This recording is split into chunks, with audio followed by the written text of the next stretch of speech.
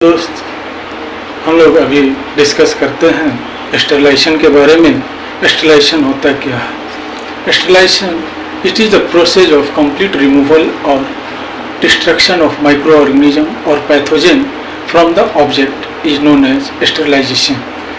Micro organism में भी bacteria, virus, fungi, protozoans and diatoms it is like that.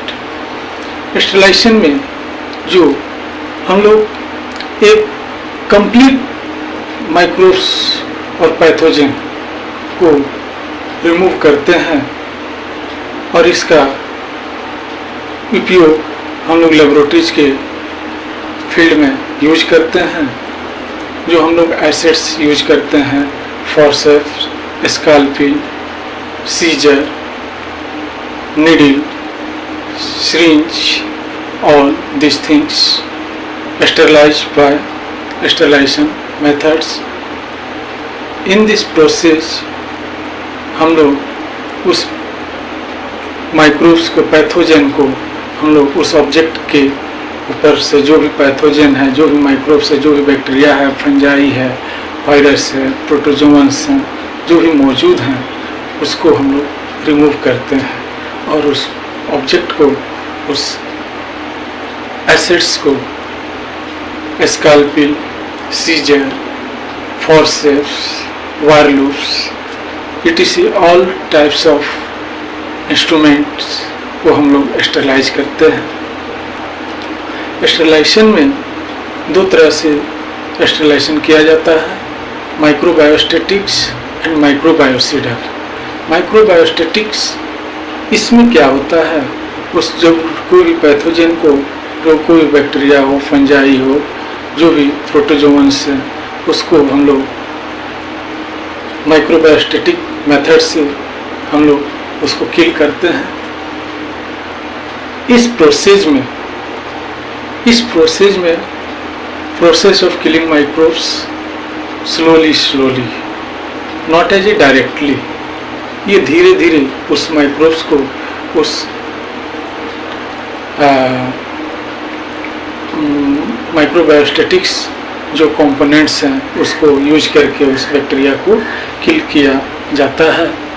जैसे for example में हम लोग देखते हैं, सपोज ये बैक्टीरिया है, ये बैक्टीरिया जैसे ह्यूमन बीइंग का बॉडी कंपोज्ड ऑफ क्या, प्लाज्मा मेम्ब्रेन से बना हुआ। Plasma membrane composed of lipoprotein, lipid and protein. Similarly that bacteria is also made up of chemical substance like that membrane as a peptidoglycan.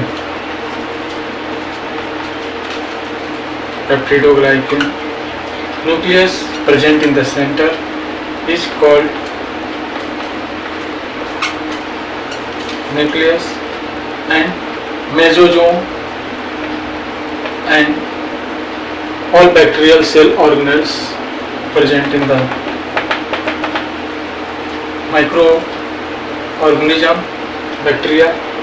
What happens when applied to the microstatic component on this bacteria?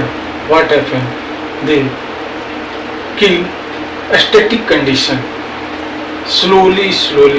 ये धीरे धीरे इसके membrane को पहले तोड़ेगा। Membrane जब टूट जाता है, अब इसके अंदर क्या हो गया, ये साइटोप्लाज्म है, ये साइटोप्लाज्म। अब एक स्टेप को पहले धीरे धीरे ख़त्म किया, उसके बाद से उसको साइटोप्लाज्म को ये किल किया। साइटोप्लाज्म किल करने के बाद अब धीरे धीरे इसके सेंटर को जाता है। ये प्रोसेस होने में थोड़ा सा समय लग जाता है, फिर भी इसके माध्यम से हम लोग बैक्टीरिया को, जो भी पैथोजन है, उसको किल किया जाता है। ठीक है।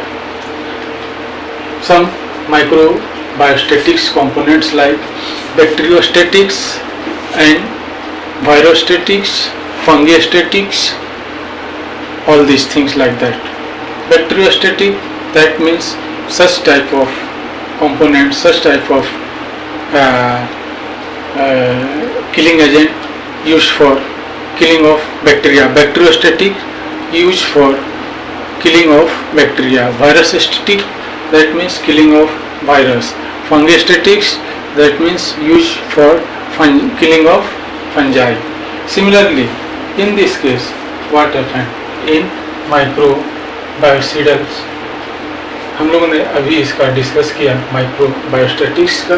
अब देखते हैं हम लोग माइक्रोबायोसिडल्स का.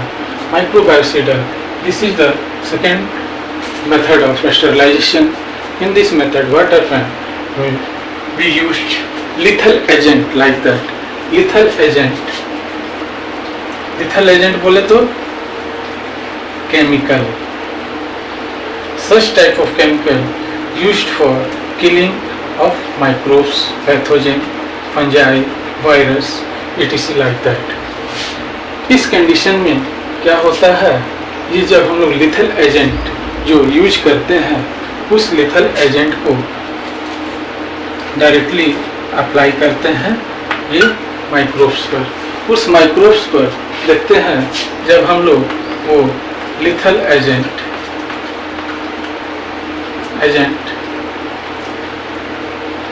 और केमिकल जब हम लोग इस माइक्रोब्स के ऊपर, पैथोजन के ऊपर जब अप्लाई करते हैं तो ये क्या होता है, ये लिथल एजेंट ये डायरेक्टली न्यूक्लियस को किल कर देता है. डायरेक्टली न्यूक्लियस को किल कर देता है. ये किल करने के बाद अब ये डायरेक्टली न्यूक्लियस को किल किया. न्यूक्लियस कंपोज्ड ऑफ आरएनए और डीएनए. ओके, तो RNA contain nucleotide sequence like that adenine, guanine, cytosine, uracil in case of RNA. But DNA के केस में nucleotide sequence adenine, guanine, cytosine, thymine, this nucleotide sequence present in the nucleus. What happened in microbiostatic condition में जब हम लोग उसको apply करते हैं biostatic chemical को, तो वो क्या करता है, ये धीरे धीरे अपर लेयर से नीचे धीरे धीरे ये न्यूक्लियस के पास जाता है. अब क्या होता है इसमें, इस न्यूक्लियस के पास जाने में टाइम टेकिंग है और वहाँ पर एक मेम्ब्रेन का डिस्ट्रक्शन होते रहता है और फिर नए पार्ट का रीजनरेशन भी हो सकता है. लेकिन इस माइक्रोबायोसिडल के केस में क्या होता है, जो हम लोग लिथल एजेंट्स को यूज करते हैं उस लिथल एजेंट को वो डायरेक्टली न्यूक्लियस से कांटेक्ट बनता है और न्यूक्लियस के पास जैसे कांटेक्ट बनता है वो न्यूक्लियोटाइड सीक्वेंस को वो डीनेचर कर देता है. That means they don't have capability to regenerate और रिफॉर्मेशन ऑफ द बॉडी. इस तरह से ये लिथल एजेंट को यूज किया जाता है और जब न्यूक्लियस ही वो डिक्लाइन हो जाए, डीनेचर हो जाए, फंक्शनलेस हो जाए, तो such type of bacteria they don't have a capacity to regenerate or reproduce itself. So microbiocidals method is far better than microbiostatics condition.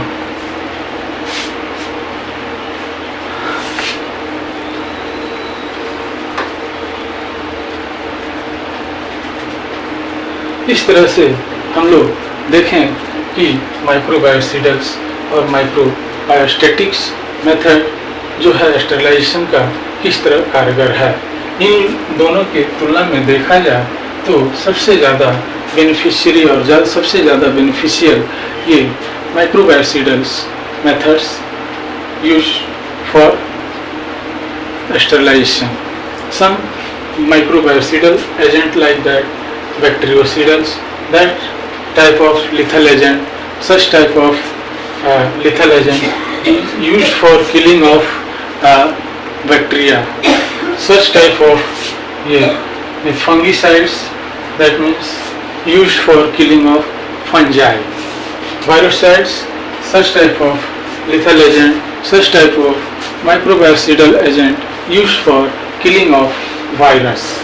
Is it clear? Okay. अब हम लोग देखते हैं ये टाइप ऑफ स्टेरिलाइजेशन। आप लोग अच्छी तरह से समझ गए होंगे जो ये मेथड ऑफ स्टेरिलाइजेशन में माइक्रोबायोस्टैटिक्स और माइक्रोबायोसिडल किस तरह से ये अपना वर्क करता है और किस तरह से उस ऑब्जेक्ट को स्टेरिलाइज करता है।